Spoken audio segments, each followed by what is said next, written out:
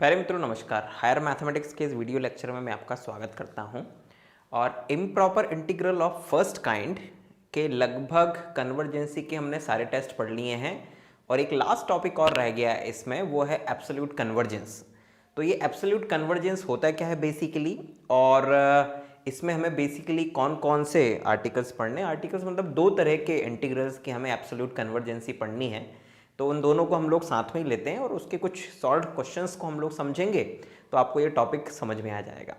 तो पहले तो ये समझिए कि ये absolute convergence of any infinite integral of first kind होता क्या वास्तव में।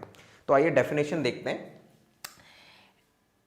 If the integral this one, इसे ध्यान से देखिएगा, a to infinite modulus of f x d x, मतलब एफ एक्स का मॉड्यूलस और उसका इंटीग्रल कन्वर्जेस।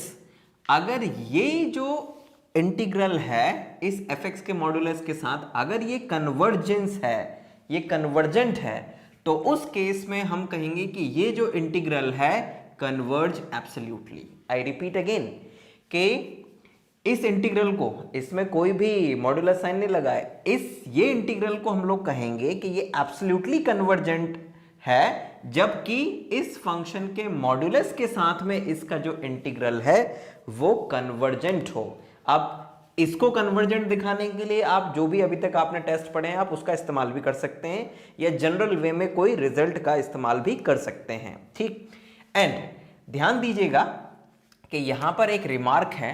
रिमार्क ये है कि अगर कोई integral a to infinite modulus f x dx, ठीक है ना, ये कन्वर्ज करता है, अगर ये कन्वर्ज है या कन्वर्जेंट है, मतलब कि कोई भी इंटीग्रल अगर एब्सोल्युटली कन्वर्जेंट है तो इसका मतलब ये होता है कि integral a to infinite f x d x भी कन्वर्जेंट होगा, ठीक है ना। ये चीज यहां पर समझने वाली है और नोट करने वाली भी है। इसका मतलब ये है कि किसी इंटीग्रल का एब्सोल्यूट कन्वर्जेंट होना उस इंटीग्रल के कन्वर्जेंट होने का परिचायक है, लेकिन रिवर्स ऑर्डर में ये रिलेशन ट्रू नहीं होता है। मतलब कि अगर आप रिवर्स आने की कोशिश करेंगे तो this is not true. It means that कि कोई इंटीग्रल अगर कन्वर्जेंट है तो जरूरी नहीं है कि वो एब्सोल्युटली कन्वर्जेंट भी हो। आई रिपीट अगेन, कोई इंटीग्रल अगर एब्सोल्यूट कन्वर्जेंट है तो नॉर्मल वे में भी वो कन्वर्जेंट होगा ही होगा, लेकिन अगर कोई इंटीग्रल कन्वर्जेंट है तो जरूरी नहीं है कि वो एब्सोल्यूट कन्वर्जेंट भी हो। तो इस चीज को अपने दिमाग में रखिएगा। तो ये तो किसी एक फंक्शन के लिए एब्सोल्यूट कन्वर्जेंसी हो गई है।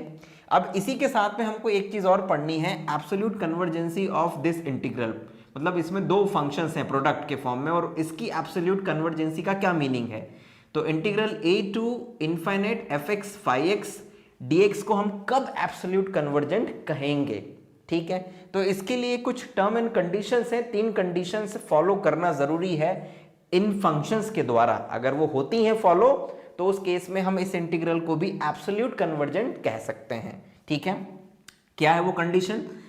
If f x is bounded for x is greater than equal a, मतलब एफ एक्स को बाउंडेड होना चाहिए। अब जो भी जिसको भी आप एफ एक्स मानेंगे, ओके, तो एफ एक्स को बाउंडेड होना चाहिए, plus integrable in any finite interval a b, और कोई भी फाइनाइट इंटरवल ले लें, इस ए के बाद जो भी आपको नंबर लेना है, एक्स लेना है, बी लेना है, सी लेना है, व्हाटएवर, मतलब ए से बड़ा होना चाहिए वो number, okay, B is greater than A. तो किसी भी फाइनाइट इंटरवल में अगर इस एफ एक्स को आप इंटीग्रेट करें तो वो इंटीग्रेबल होना चाहिए, मतलब नॉट डिफाइन नहीं होना चाहिए। नंबर 2, इन दो कंडीशंस, ये दो कंडीशंस किसके लिए थी? एफ एक्स के लिए थी। Number 3, a to infinite modulus of phi x d x converges, मतलब कि फाई एक्स जो है वो एब्सोल्युटली कन्वर्जेंट होना चाहिए, ठीक है ना। आई रिपीट, ये जो इंटीग्रल है a to infinite phi x d x, ये एब्सोल्युटली कन्वर्जेंट होना चाहिए। इसके एब्सोल्युटली कन्वर्जेंट होने का मतलब ये है कि a to infinite modulus of phi x d x को कन्वर्जेंट होना चाहिए। तो 3 कंडीशन है, अगर इस इंटीग्रल के ये फंक्शंस प्रोवाइड करते हैं आपको तो आप कह सकते हैं कि ये जो इंटीग्रल है ये एब्सोल्युटली कन्वर्जेंट है। समझ आई कि नहीं मेरी बात, ठीक है ना। तो f x bounded for x is greater than equal a finite interval में इंटीग्रेबल होना चाहिए, और phi x a to infinite phi x d x absolutely convergent होना चाहिए। एब्सोल्युटली मतलब ये चीज कन्वर्जेंट होना चाहिए, दैट्स ऑल। तो उस केस में इस प्रोडक्ट ऑफ टू फंक्शंस को के इंटीग्रल को हम लोग कहेंगे कि ये एब्सोल्युटली कन्वर्जेंट है।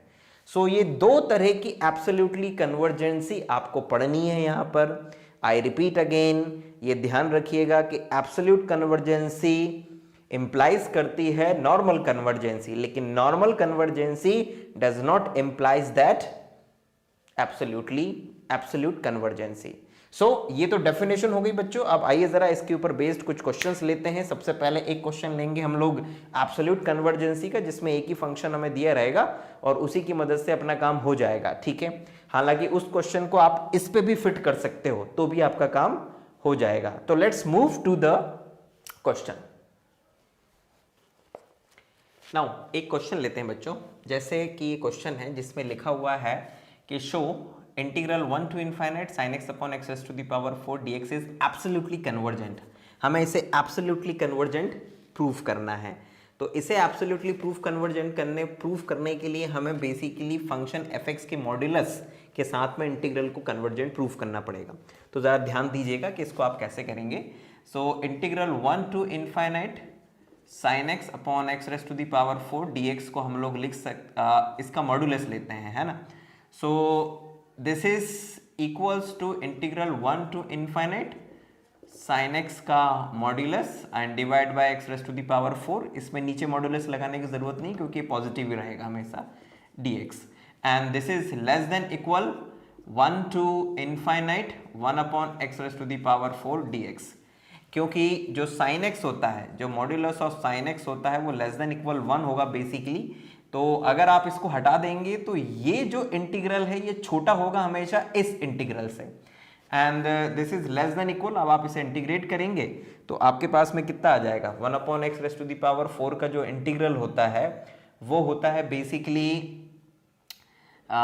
It's -1 upon 3 x raise to the power 3 and limit 1 to infinite। So this is less than equal -1/3। जब आप अपर लिमिट सब्स्टिट्यूट करेंगे तो 1 upon infinite 0 हो जाएगा, और माइनस जब लोअर लिमिट सब्स्टिट्यूट करेंगे तो इट्स -1/3, ठीक। तो सॉरी 1/3 नहीं, केवल 1 आएगा क्योंकि 1/3 तो हम बाहर ही ले चुके हैं। तो ये आ जाएगा आपका 1 क्योंकि आपने 1 upon x³ में केवल सब्स्टिट्यूट करा है ये। सो ये दोनों मिलके हो जाएंगे आपका लेस देन इक्वल 1/3, जो कि एक फाइनाइट नंबर है, जो कि एक फाइनाइट नंबर है। इट मीन्स दैट कि ये जो इंटीग्रल है 1 to infinite sin x, okay, sin x upon x raise to the power 4 dx, ठीक है। इसकी जो वैल्यू है वो हमेशा एक फाइनाइट नंबर 1/3 से छोटी या बराबर रहती है। एक टेक्निकल गलती मुझसे जो हो गई है कि नॉर्मली जब हम लोग इस तरह के क्वेश्चंस करते हैं तो उसमें क्या करते हैं कि यहाँ पर लिमिट लिख के x टेंस टू इनफाइनाइट लगा देते हैं और यहाँ x लिख लेते हैं। तो ये गलती मुझसे हो गई है, तो इसको आप लोग सुधार लीजिएगा यहाँ पर, क्योंकि ये एक तरीका है, कर लेना चाहिए, ठीक है, इज ओके। सो ये यहाँ पर ये x, ठीक, और ये limit x tends to infinite, ये कुछ इस तरह से, राइट। सो जब आप यहाँ पर लिमिट सब्स्टिट्यूट कर देंगे तो डायरेक्ट आप फिर एक टर्म और बढ़ा लीजिएगा यहाँ पे, it is less than equal. Now ये ठीक है, ये ठीक है, यहाँ पर तो इक्वल साइन आना चाहिए, दिस इज इक्वल, इक्वल और इक्वल, है ना। मतलब अब ये इंटीग्रल की वैल्यू इसके इक्वल, इसके इक्वल, इसके इक्वल, है ना, और ये तो इससे बड़ा हो ही गया है। सो यहाँ पर अब आप जब x रखेंगे so limit x tends to infinite, और यहाँ पर आपके पास आ जाएगा ब्रैकेट में it's x tends to infinite, तो ये अपर लिमिट पे तो आपको दे देगा -1 upon 3x², और लोअर लिमिट पे दे देगा आपको +1, ठीक है ना, +1/3।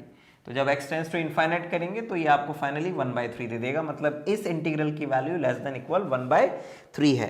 तो इसका मतलब ये हो गया कि दिस इंटीग्रल, मतलब ये मॉड्यूलस साइन के साथ में इसकी वैल्यू, क्योंकि एक फाइनाइट वैल्यू आ गई है ना, तो इसका मतलब ये इंटीग्रल कन्वर्जेंट है। तो आप यहाँ पे लिखेंगे hence integral 1 to infinite modulus of sin x upon x raised to the power 4 dx is convergent, और जब ये इंटीग्रल कन्वर्जेंट हुआ so integral 1 to infinite sin x upon x raised to the power 4 dx is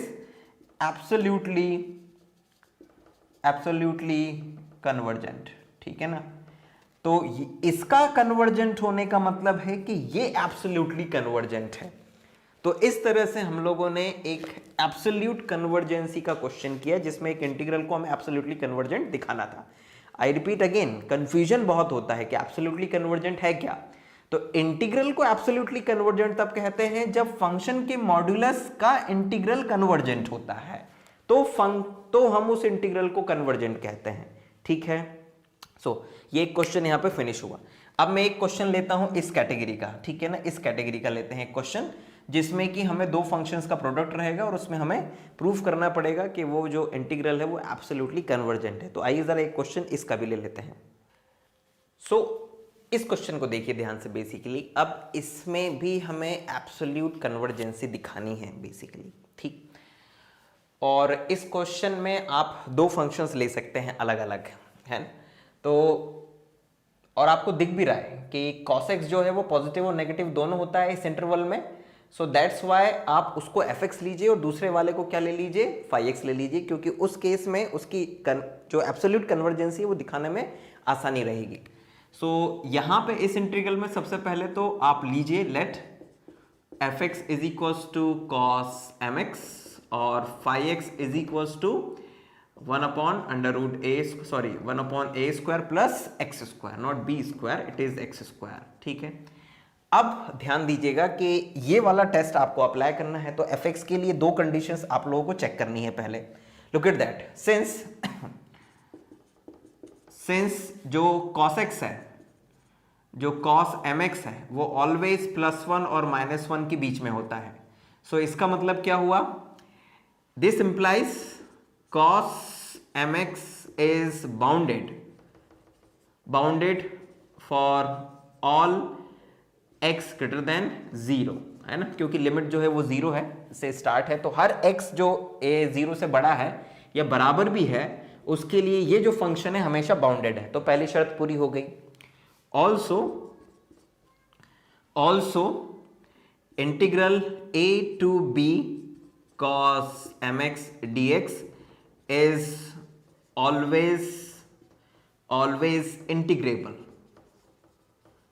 always integrable, ठीक है ना, for all b greater than a, ठीक है ना, all b greater than a, ठीक है ना, where a and b are finite, ठीक है ना।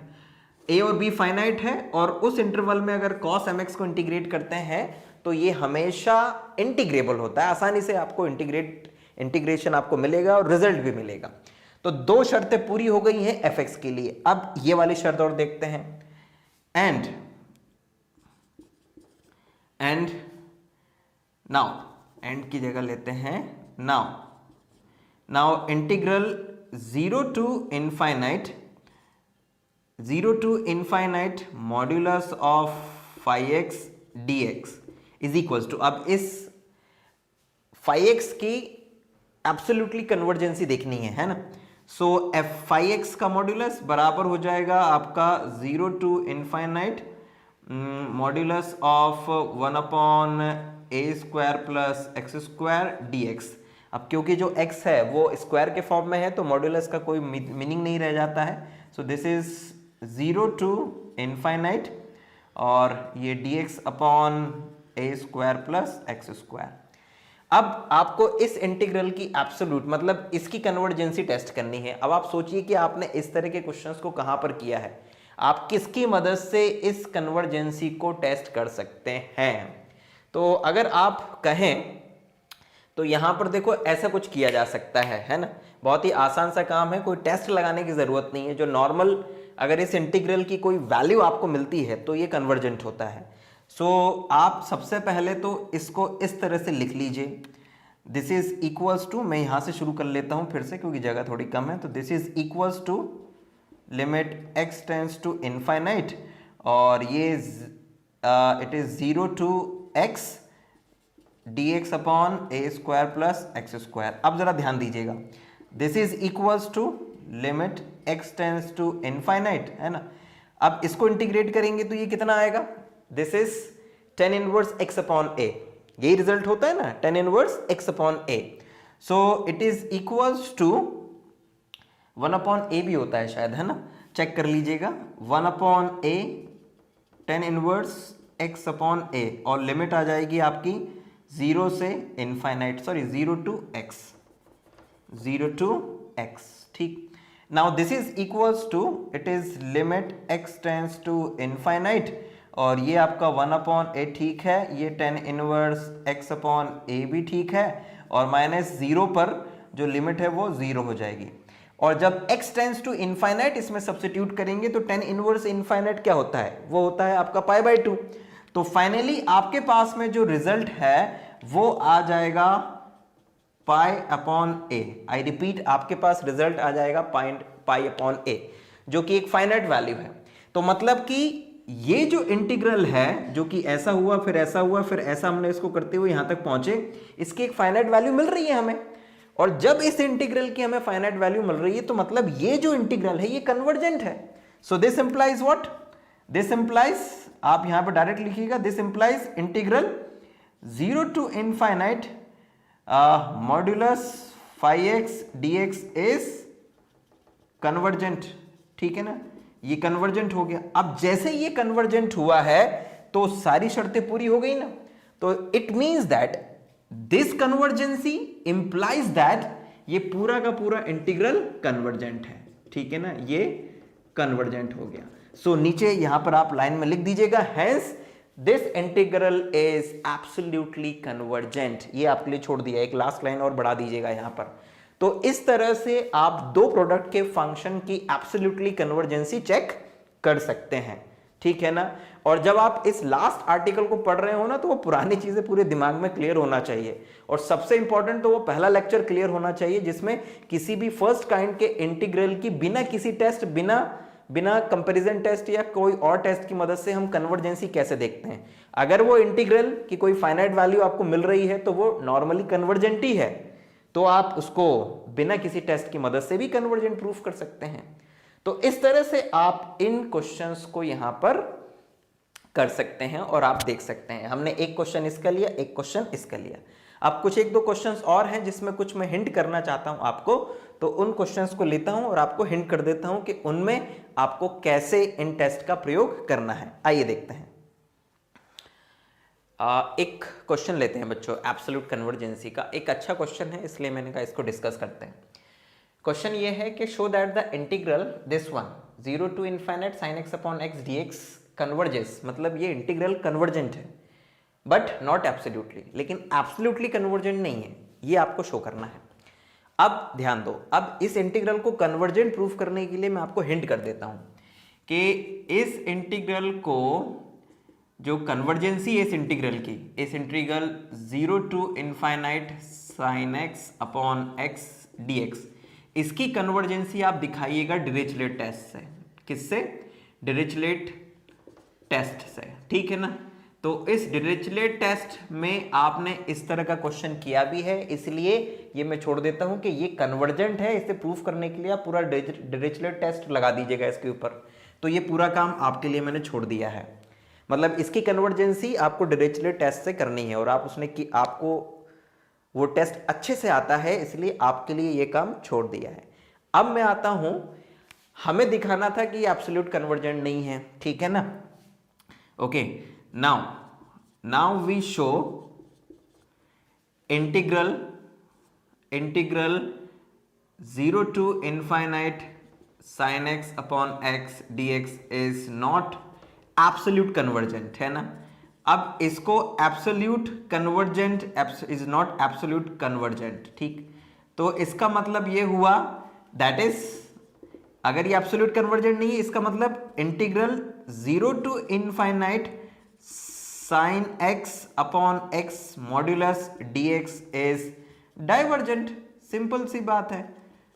अगर ये एब्सोल्यूट कन्वर्जेंट नहीं है तो एब्सोल्यूट डाइवर्जेंट होगा, मतलब ये इंटीग्रल को हमें डाइवर्जेंट प्रूफ करना है।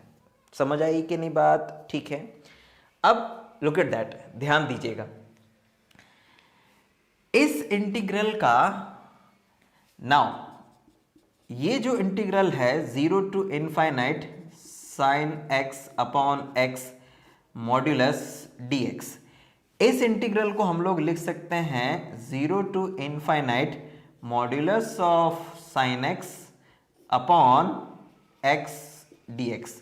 भाई क्योंकि इस इंटरवल में x तो पॉजिटिव ही है, लेकिन इस इंटरवल में साइन जो है वो पॉजिटिव भी होता है नेगेटिव भी होता है, और आपको इस मॉड्यूलस का इंटीग्रल करना है तो इसका मतलब केवल साइन का इंटीग्रल, साइन का मॉड्यूलस लगा लें तो भी चल जाएगा। अब साइन के ऊपर मॉड्यूलस लगाने का मतलब क्या है? नॉर्मली जो साइन कर्व होता है वो ऐसा होता है, यूं, ठीक, मतलब आधा पॉजिटिव होता है आधा फिर नेगेटिव जाता है। और अगर आप साइन के ऊपर मॉड्यूलस लगा रहे हैं तो मतलब इसका हुआ कि अब आप साइन की कोई नेगेटिव वैल्यू जाने नहीं देंगे, मतलब आप ये इस तरह से कर रहे हैं, मतलब ये जितनी भी ब्रांचेस आएंगी ये वाली आप इनको इंटीग्रेट करेंगे, मतलब इन सब एरियाज को कैलकुलेट करेंगे और उनको सम करेंगे बेसिकली, ये इसका मतलब है। ये होता है 0, ये होता है पाई, ये होता है 2 पाई, ये होता है 3 पाई, ये होता है 4 पाई, ठीक है।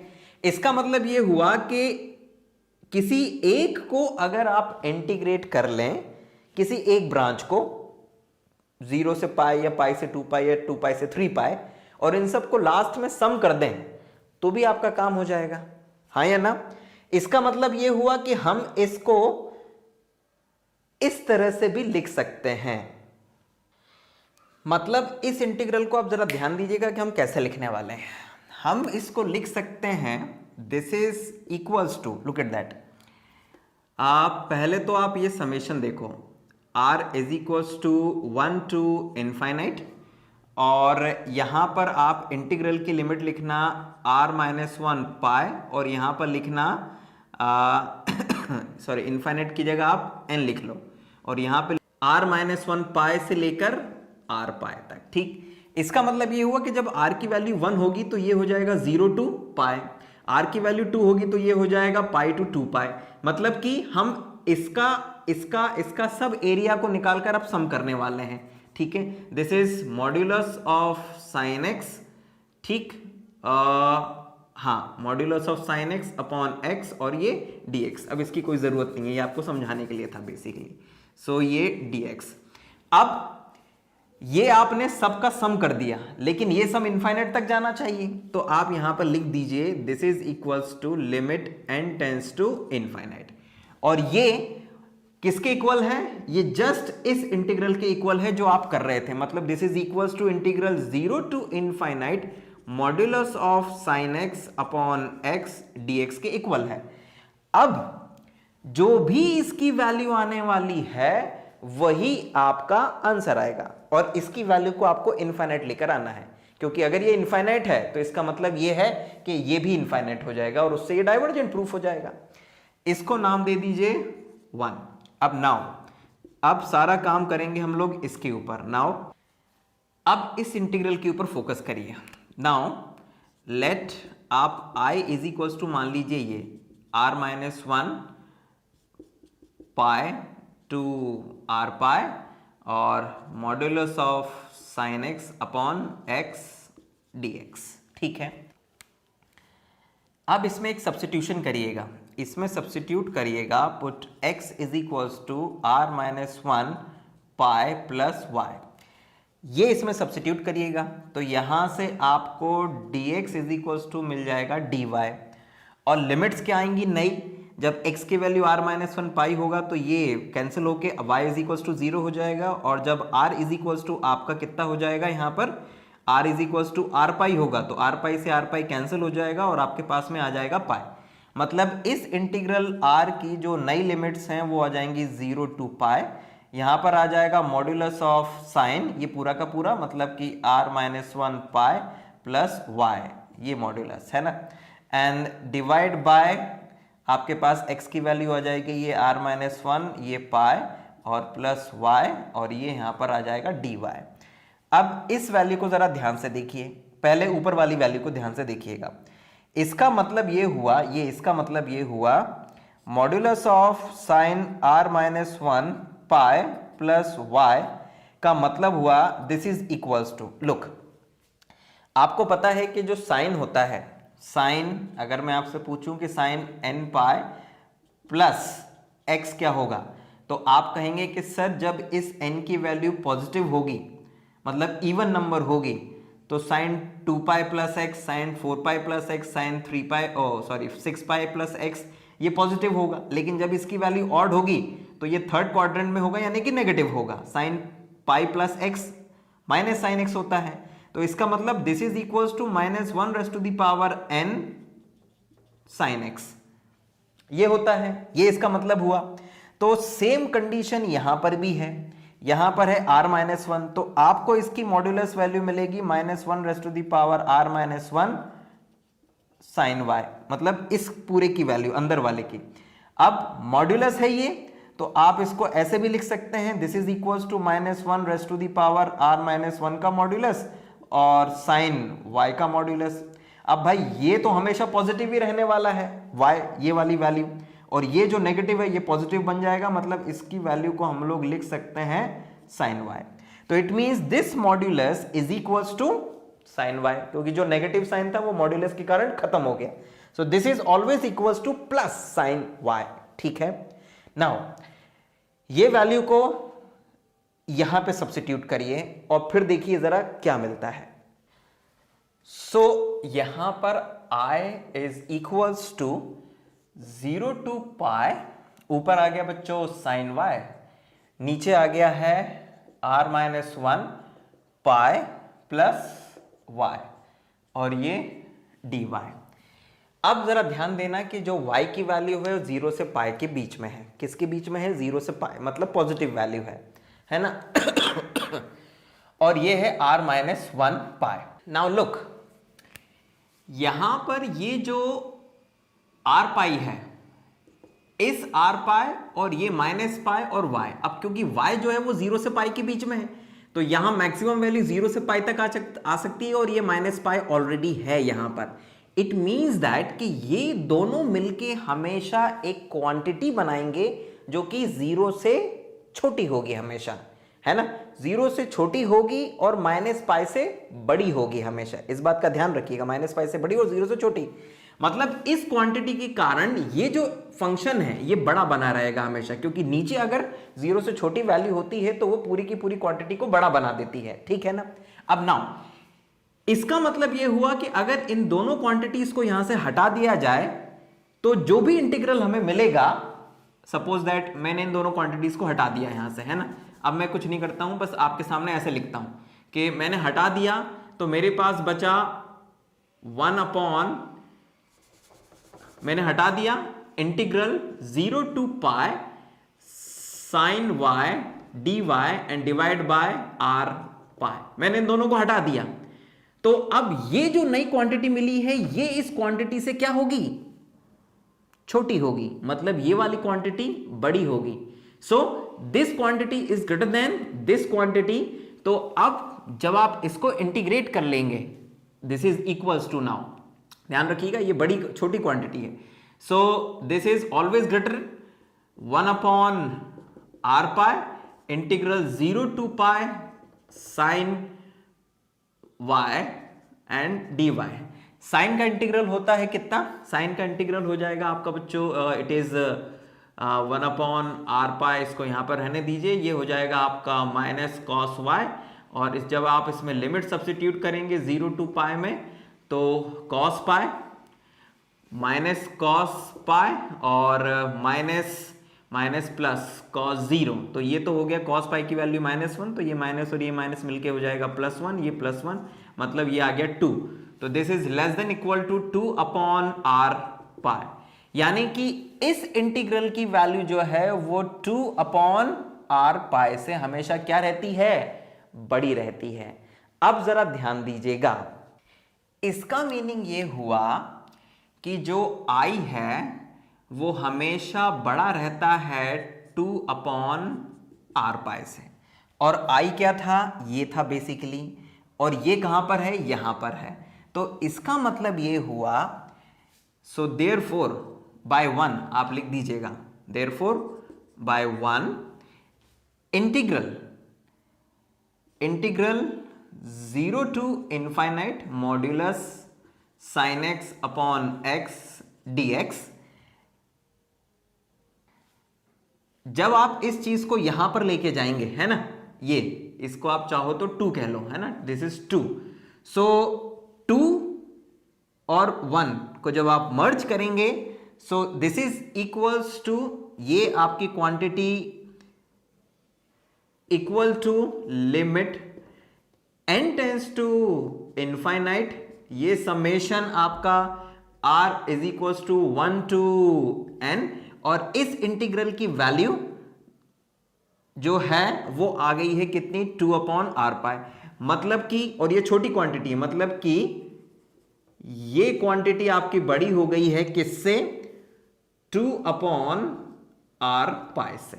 अब ये चीज यहां पे थोड़ी समझने वाली है ना, क्योंकि भाई this is equals to this one, और ये जो है ये बड़ा है किससे, 2/r पाई से। तो जैसे ही आप यहां पर लेके जाएंगे 2/r पाई, जैसे ही लेकर जाएंगे तो ये वाली क्वांटिटी भी किससे, limit n tends to infinite summation r is equals to 1 to n 2/r pi से बड़ी हो जाएगी। अब थोड़ी देर के लिए इसको यहीं पर होल्ड पर रहने दीजिएगा, है ना, और अब जरा ध्यान दीजिएगा। नाउ सीरीज, ये जो सीरीज आई है आपके पास में, series summation r is equals to 1 to n, भाई ये 2/r है ना, ये 2/r तो एक 2/पाई तो कांस्टेंट है, बेसिकली ये 1/r है, ठीक। तो ये जो सीरीज होती है, this tends to infinite when n tends to infinite. अब ये एक नया रिजल्ट आ गया है। जब आपने कन्वर्जेंसी ऑफ और डाइवर्जेंसी ऑफ सीरीज पढ़ा होगा, इनफाइनाइट सीरीज पढ़ा होगा, तब वहां पे आपने इस रिजल्ट को पढ़ा होगा कि दिस रिजल्ट या this series become infinite when n tends to infinite. तो इसका मतलब ये हो गया कि ये जो सीरीज आ रही है at n tends to infinite पे, बेसिकली ये क्या आ रही है, ये इनफाइनाइट आ रही है, ठीक है। इसका मतलब ये हुआ कि इसका इनफाइनाइट होने का मतलब ये हो गया है, this implies that integral 0 to infinite modulus of sin x upon x dx what is greater then infinite. और अगर ये इंटीग्रल इनफाइनाइट से बड़ा है तो इसका मतलब क्या हुआ, integral 0 to infinite modulus sin x upon x dx tends to infinite. और जैसे ही ये इनफाइनाइट की ओर जाने वाला है, इसका मतलब ये हो गया कि ये डाइवर्जेंट है, ठीक। और इसके डाइवर्जेंट होते ही आपको ये समझ में आ जाएगा कि this integral sin x upon x 0 to infinite dx ये एब्सोल्युटली कन्वर्जेंट नहीं है। यही आपको बेसिकली दिखाना था इन शॉर्ट। तो मैंने थोड़ा सा अनसिस्टमैटिक किया हुआ है, कहीं पर लिखना चाहिए था लैंग्वेज, वो नहीं लिखी है, तो वो आप लोग लिख लीजिएगा। बेसिकली मेरा उद्देश्य था कि इसको कैसे एब्सोल्युटली कन्वर्जेंट नहीं है ये दिखा पाना, मतलब एब्सोल्युटली डाइवर्जेंट दिखाना, एक तरह से एब्सोल्यूट कन्वर्जेंट नहीं है तो डाइवर्जेंट दिखाना था। तो हम लोगों ने बच्चों एक ये लंबी एक्सरसाइज करी, इसको आप लोग फिर से समझ लीजिएगा, वीडियो को रिवाइंड करके कैसे कैसे कैसे स्टेप बाय स्टेप हम लोग आगे बढ़े हैं। हमने पहले इस इंटीग्रल को इस फॉर्म में लिखा, एक सीरीज के फॉर्म में लिखा। क्यों लिखा था ये भी मैंने आपको बताया था। फिर इस इंटीग्रल को हमने अलग से सॉल्व करते करते यहां पर पहुंचे कि ये इंटीग्रल जो है वो 2/r पाई से बड़ा है, ठीक है। और इसका 2/r पाई से बड़ा होने का मतलब है कि ये क्वांटिटी 2/r पाई से बड़ी है, मतलब कि ये जो सीरीज है ये बड़ी है, मतलब ये इंटीग्रल बड़ा है किससे, दिस वन, इस पूरी की पूरे समेशन से n टेंस टू इनफाइनाइट पे। तो ये रिजल्ट मिलेगा आपको और फाइनली ये इंटीग्रल डाइवर्जेंट प्रूफ हो जाएगा। यही आपको दिखाना था। तो बच्चों इस तरह से इस वीडियो लेक्चर में हमने एब्सोल्यूट कन्वर्जेंसी होती क्या है इसके विषय में डिस्कस किया। आई होप कि आप लोगों को समझ में आया होगा। तो यहां पर improper integral of first kind जो है लगभग समाप्त हो गया है और उसकी हमने हर तरीके टेस्ट भी कर लिए और एब्सोल्यूट कन्वर्जेंसी भी देख ली है। अब जो improper integral of second kind है, अब उसकी कन्वर्जेंसी के ऊपर हम लोग बात करेंगे आने वाले वीडियो लेक्चर में। उसमें भी इसी तरह के टेस्ट हैं और उन टेस्ट की मदद से हम उस सेकेंड काइंड के इम्प्रॉपर इंटीग्रल की कन्वर्जेंसी को टेस्ट करेंगे। सो इस टॉपिक को यहीं पे फिनिश करते हैं और आने वाले लेक्चर में फिर से आपसे मुलाकात करते हैं। तब तक के लिए हमें आज्ञा दीजिए। आप लेटेस्ट वीडियो के अपडेट्स के लिए चैनल को सब्सक्राइब कर सकते हैं ताकि नए अपडेट्स आपको मिलते रहें। ये ऑप्शनल है, ठीक है, आपकी मर्जी के ऊपर डिपेंड करता है। तो मुझे आज्ञा दीजिए। बहुत बहुत धन्यवाद। जय हिंद, वंदे मातरम।